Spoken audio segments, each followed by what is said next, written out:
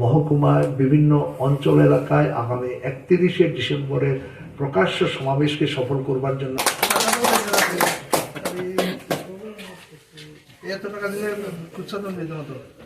সকাল 10টায় আমাদের পার্টির পতাকা উত্তোলনের মধ্য দিয়ে শহীদদের স্মৃতির প্রতি শ্রদ্ধা জানিয়ে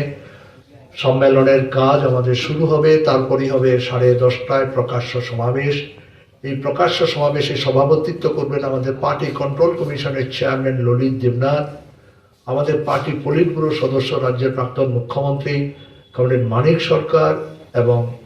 কমরেড অঘোর দেব বর্মা, তিনি পার্টি কেন্দ্রীয় কমিটির সদস্য।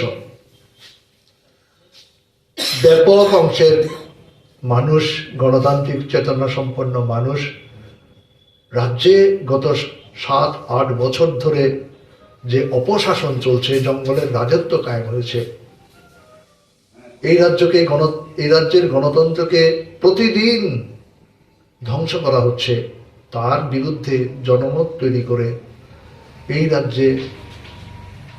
আইনের শাসন প্রতিষ্ঠার জন্য, গণতন্ত্র পুনরুদ্ধারের জন্য, নাগরিক অধিকারকে শক্তিশালী করে মানুষের জনজীবনে যে সমস্যাগুলো রয়েছে,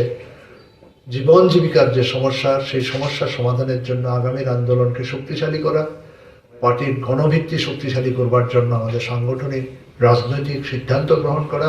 এবং আগামী 3 বছরের জন্য জেলাভিত্তিক পার্টির নেতৃত্ব তৈরি করাই আমাদের কাজ।